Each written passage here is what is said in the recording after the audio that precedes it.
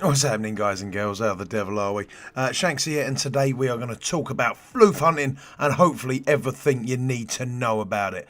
So first and foremost, we need to make sure we've got our trank gun and any of the lures that you want to be using for any of the floofs that you want or any of the hunts that you want to go on. Now, you can select any of them just by selecting your trank rifle. You are going to be able to see all of them on the map. But if you want to hunt for a specific type of floof, such as the Cubadon, what we're doing now is we select that particular lure, waypoint it, jump in our Arcwing, and we're going to head on over there and fingers crossed get an half decent capture. So we're going to fly over here. Then hopefully I'll try and put the waypoint as close to the diamond as possible, as it were, so we can find the poop easier. Yep, that's something I never thought I'd have to say. Searching for the poop.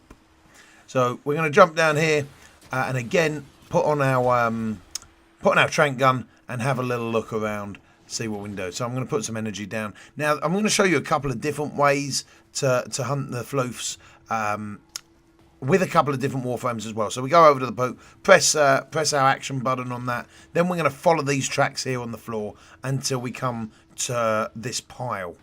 So when you come to this pile with Loki, what I'm going to do is go invisible first. Then I'm going to select my trank gun again, select the lure itself, and then I'm just going to hold down the fire button to call out. And then basically what's going to happen is the floof, the Cubadon, is going to call us back, and then we're going to mimic its call like that. So we're going to slowly move the mouse down or the joystick down, mimicking the call, and hopefully getting little Mr. Floof out.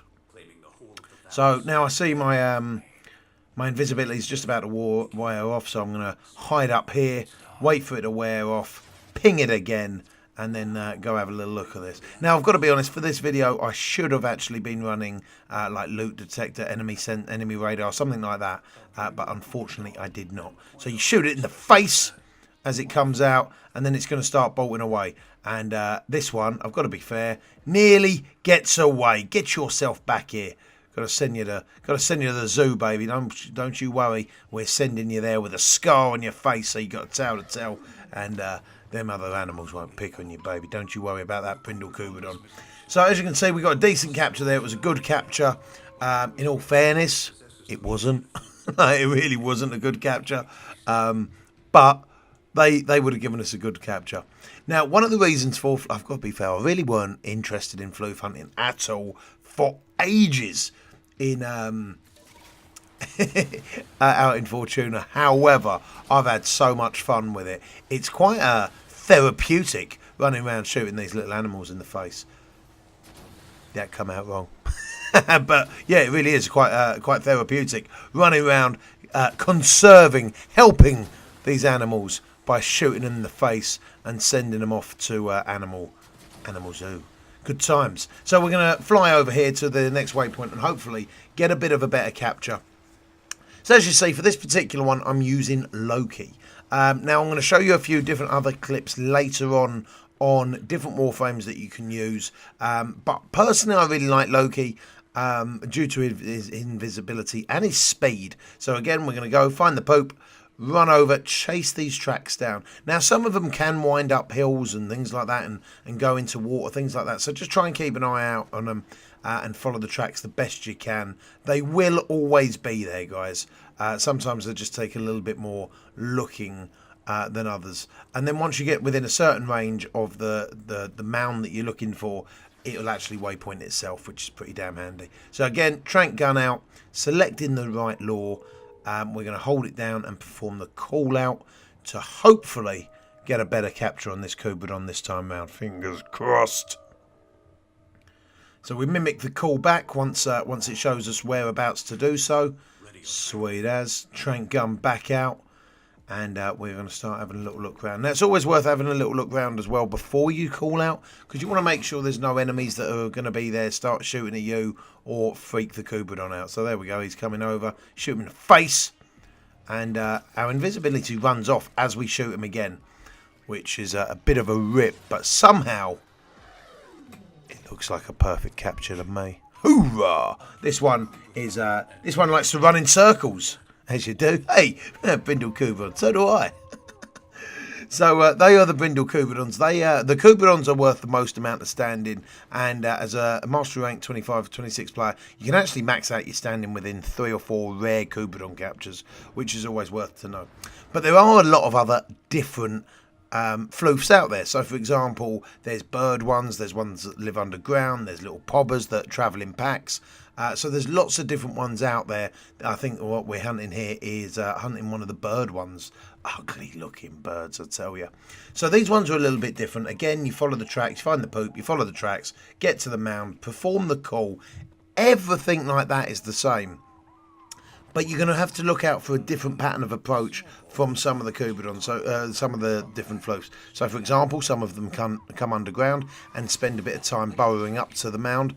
Others, like the bird, like to sit on top of these mushrooms. So, again, should have really had enemy sense on, I've got to be honest. Now I'm running around like a headless chicken. Get it? Done in the... Oh, wasted. Wasted. So, we're having a little look, and... I think I was just about to give up, to be fair. I'm having a little look, can't see him anywhere, and searching all the different mushrooms, and eventually we're going to see him fly on over there. Look at him swoop on in, and as he lands down on that mushroom, you guessed it, we're going to shoot him in the face. So you shoot him. These ones only take 1 trank. Kubidons can take 2 to 3 tranks. And some of the others can take 2 to 3 tranks as well. But the littler the animal, only the 1 trank. Look at that, the flossy Sorgor. This one collects flowers. Funny that, so do I. Ugly bird.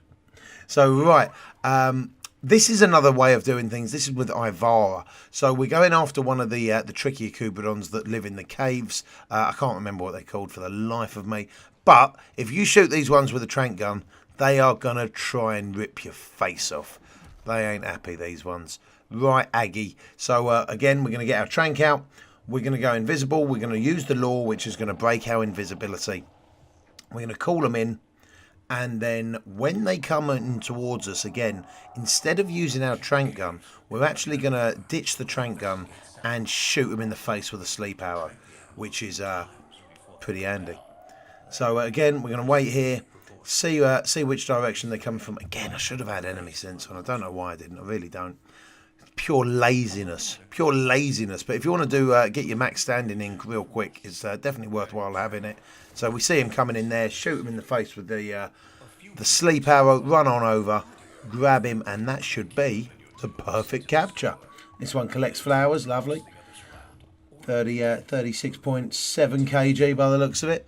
But we'll look after you, girl. You're going to animal prison. Don't you worry about that. So that was one of the other ways that you can do things. And the other way that's really, really beneficial is the Equinox. Now, I've got to be honest, I'm not a massive fan of this one. I really like Equinox as a Warframe, but I don't really like the sleep tactic. Mainly because you don't get to shoot them in the face. Therefore, they go off to the zoo with no scars.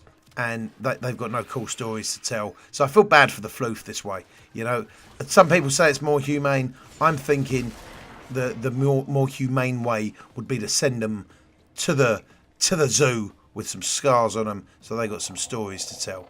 So again, we take on over there. We use the law, and we're going to wait for this particular Kubidon to come on in, or this particular Floof to come on in. Now, it's worth noting that every time you capture a Floof, you are going to get a ticket. And that is what you actually trade in for the Floof. So when we're doing this, we're not actually getting Floofs, we're getting tickets to trade in for our Floofs. And then we're going to take them and tick on them. I'm going to show you that in a second. So again, we're going to run around, we're going to wait for him to come in. Not sure what direction he's going to come in. Why? Because I'm an idiot and didn't put on any enemy sense. But don't do what I do, do what I say. So he's going to come on in, hopefully coming in this direction. No, maybe not. Maybe this direction. Who knows? There we go. He's coming in here now. So there he is. Big old beast. And we're going to put him to sleep. Really, really simple. Run on over, grabbing him, and we're going to send him off with no scars. And unfortunately, only a good capture for some reason. Hence why I prefer Ivar and I prefer Loki. I tend to get a lot more perfect captures with them too. So once you get all these tickets, every Floof that you capture, every animal that you capture is worth 1 ticket. If you have a resource booster on, it is worth 2. You fast travel over to the business, and these are all the different floofs you can get. You can see the pobbers, the verminks, the stovers, the kubodons, more stovers, all these different ones, as well as a badge on your shoulder if you catch one of each. So basically what you do, once you've got enough of the particular tickets, you can trade them tickets in, or them tags in, to purchase your floof. And then you can use that to decorate your ship, impress your friends, invite them over to your orbiter, have little plushie parties. Whatever you do with said floofs, that's up to you. Who am I to judge? But it's a really, really good way to max out your standing really, really quickly. And yeah, that's about it, guys. That's pretty much everything there is to know, or everything you need to know about floof hunting. Let me know how many of you guys have been addicted to floof hunting. Let me know how many floofs you guys have in your ship. I've got to be fair, I haven't got too far into it. However, I feel like I'm losing myself down that floof hunting hole, as it were, because I'm enjoying it a little bit too much. Anyway, let me know down in the comments below if this has helped you at all. If it has, don't forget to hit that like and subscribe button. Turn them notifications on for any future Warframe content. If you want to talk to me in person, you can find me over at my Twitch page, which is www.twitch.tv/Shanksy, and I'm over there pretty much 7 days a week, baby. And if you've got any comments, any feedback about the video, any other type of videos that you'd like to see, please leave them down below, and I'll do my best to get back to you as quick as humanly possible. So until next time, y'all take it easy. Peace. Mwah!